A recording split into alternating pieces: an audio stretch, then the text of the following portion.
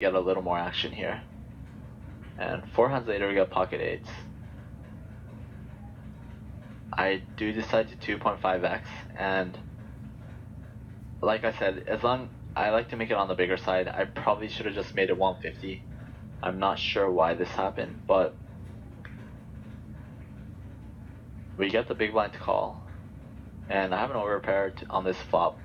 Just continuation bet here, and on this kind of board, I probably like to make it on the smaller side because this player completing the big blind probably doesn't hit this too often, so I want a lot of ace highs and such to be floating me. Some high cards and something that somehow connects here, or 2 overs that tries to peel a C bet. So I did make it on the smaller side. And turn is a queen. I'm still gonna double barrel for value here. He could have some gut shots, he could have the flush draw, and he could easily still have the 6. So I'm going to double barrel here for value. And on this river card, I could make a thin value bet again, or I could just check back. And I believe that if I want to make a thin value bet, I'll probably make it around 375 or something around there, around 1/3 pot. So that, and I will balance it out by bluffing this river sometimes, making it around 1/3 pot, and sometimes I go for value. When I do bluff on the river, the frequency will be very low.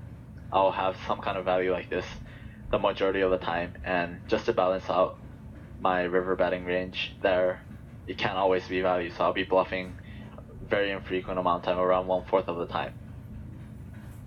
But in this case, I probably like checking back here. I don't think a 6 on a queen and a 10 river with the backdoor flush completing, I don't think a 6 or pocket 4s, 5s will call 3 streets here.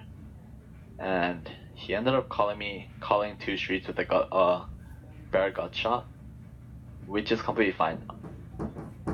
And if I did know this, I definitely wouldn't even have considered a value bet here on the river,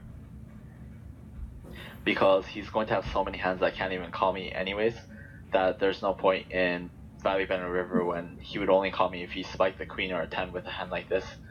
And this is just some good time to take a note on this player, that he's defending 10-5 offsuit pre-ante in the big blind. He's probably the type of player that defends any 2 cards, because 10-5 offsuit is close to the bottom of his defending. Is in the card spectrum, in the hand spectrum, is close to the bottom. So he's defending any 2. A few hands later we get ace-10 suited here against the same player that did that. There's really no point to 3-bet here. We're close to the end of the position. We're only afraid of 2 players joining in, and then we'll no longer have position. But I don't think it's necessary to be ISOing this player right here, bloating the pot, when we could easily just see a cheap flop, and if we do hit, we could take a ton of chips off him, and if we don't, we could let it go cheap. And we get the cutoff caller, so we're in the hijack. We will not have absolute position on the flop, and we flop trips here. The original raiser checks as expected. He's probably the really passive type of player that will willingly call down very wide, but he won't bet into pots very much. So I'm going to go ahead and bet here. I decided to bet here on slightly over half pot, because it is somewhat of a dry board. If these 2 callers are legitimate, have legitimate calling ranges, they probably should hit this board a lot. And I have a nut 10, so if they do have a 10, I want to get the pot big enough that I could stack them by the river. So I did make it on the bigger side, and unfortunately everybody folds. And it looks like we're inactive. And I'm not sure if everybody knows, but for Universal Replayer, we have the hand tabs down here on the bottom. The greens mean pots that we won, and the reds mean pots that we lost.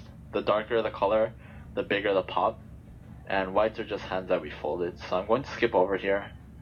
Hand 44 of the tournament.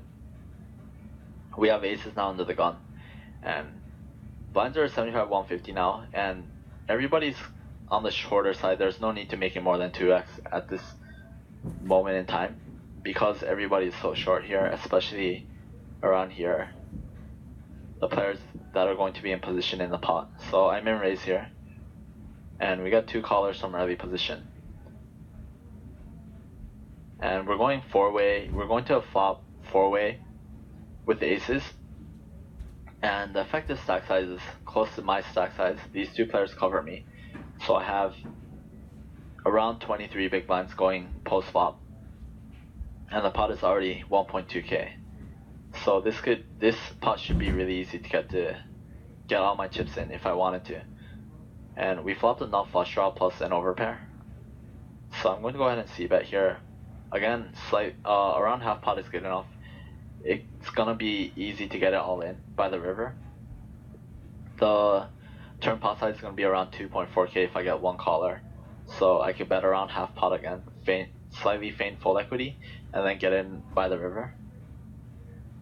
And this player makes it 2.5x my range, which is very strong, I believe. It looks a lot like a flop, either a flop set or a flop flush. I don't think much else does this. Although he could try to be protecting his ace jack. But I don't really have a choice here. I have an overpair and a nut flush draw, so I'm going to get it in here. And he ends up having kings here, which is somewhat of a cooler for him. If I did have the kings, I decided to flat pre, which is probably what I would do. If it's 4-way on this board, I would definitely just flat this 600, and if a club rolls off on the turn or river, and the original raiser continues betting, I'll just give up my kings. There's no reason to get it in here just yet. It's over-repping your hand way too much that the only hand that gets it in against him is probably going to be beating his hand majority of the time. We get 8s here in the small blind, and I just jam into this pair. I could induce here, but pre-ante I think I'm a little